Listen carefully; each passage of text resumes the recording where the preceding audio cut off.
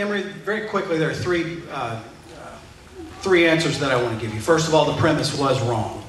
Socialized medicine is the goal of the President of the United States. And if we do not repeal that bill, we are headed down that road, and we must repeal that bill. That's number one. Number two, free market principles, absolutely. You're going to get hopefully some repetition with my colleagues tonight. And so I don't want to repeat what they already said, but that's the place to start. Free market principles must always be the premise. But thirdly, I want to talk about tort reform. And for whatever reason, it's not resonating with Americans because I think most do not understand it. But one of my greatest concerns is Republicans were in charge for 12 years. It only took us 12 years to lose our way, and in the 12 years Republicans were in control, they did not pass medical malpractice reform, and they should have. So I believe America is going to give us another chance, but we dare not squander that opportunity. We have a rebuttal from Mr. Hoffman. Actually, in the 1990s, the Congress did pass significant tort reform. And the fact is that the President of the United States at that time, Bill Clinton, had lunch with the American Trial Lawyers Association.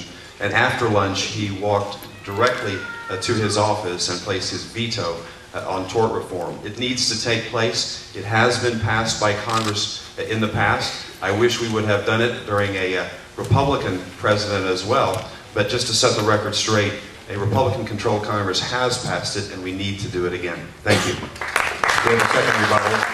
And a Republican-controlled Congress was in control from 2000 to 2006 when we had a Republican president. Why didn't they do it then? Why didn't they repeal? Why didn't they defund Planned Parenthood then? It's wonderful, ladies and gentlemen, for us to talk about all these grandiose things that we're going to do. But unfortunately, these are things that could have been done. And that's why America is looking for new leadership on Capitol Hill.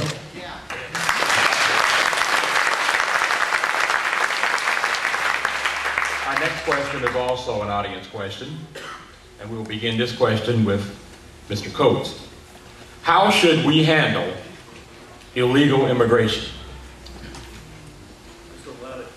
Hello. I'm so glad I wasn't there those 12 years. I was overseas as representing the United States in Germany and helping Justice Alito become confirmed in the Senate and working at Sagamore Institute in Indianapolis. But the question is immigration. I'm the other son of the immigrant. My mother was an immigrant. Her father came to the United States legally, established himself on a farm and as a carpenter. And a story that just has been with me all my life is my mother's story of how when she and her 5 sisters and 2 brothers were sailing on the ship, coming here to join their father after he established himself and for 2 years, her mother gathered her around, all the kids around, and said, from now on, no one else speaks another word of Swedish. We are all Americans. We speak English.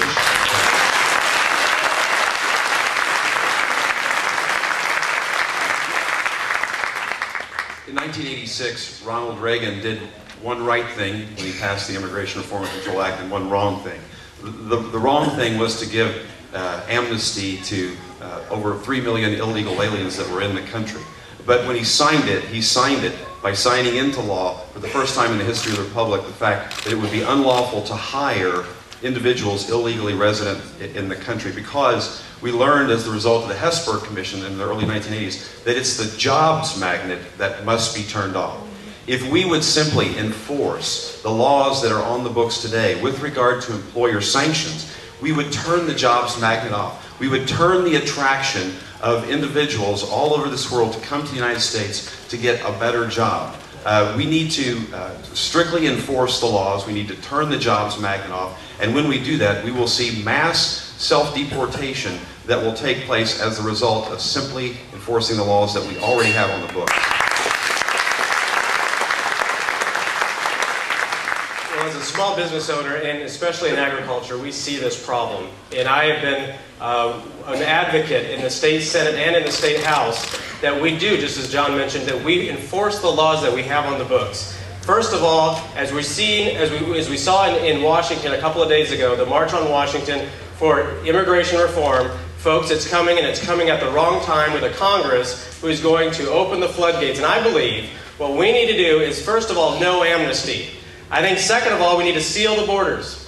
I think and third, we need to perform, or we need to deport those who perform any criminal activity back to where they came from. I think we need to work with the E-Verify system that we currently already have in making sure that those who are applying for jobs are here legally, and we're seeing it constantly, even in this state, where people are masters at ID. I'm sorry. Thank you. Thank you.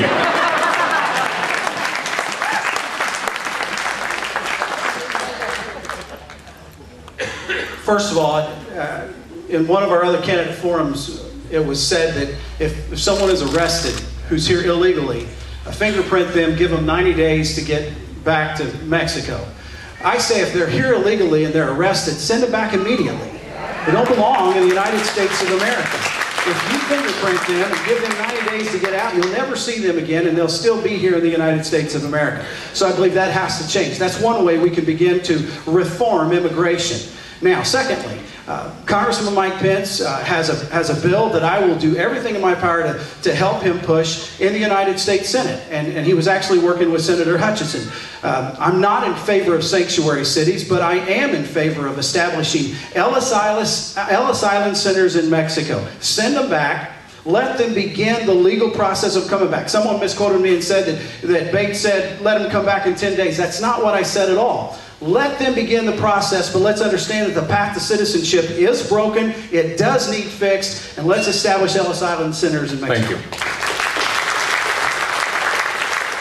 you. Neighbors, there's two facts about us as a nation. First of all, we're a nation of immigrants. It's what's made us great. All the different colors and classes and cultures and hopes and dreams. Second, we're a republic of laws. At least up until Sunday, that was the case. You know, I'm going to treat it like my house, folks. You know, Don, you're welcome at my front door anytime. The light will be on, okay? But if I catch you climbing in through the back window, you're likely to get shot, okay? If you hurt one of my kids, I am going to shoot you. And by the way, when you're in my house, I expect you to obey the house rules and to speak English. Thank you very much.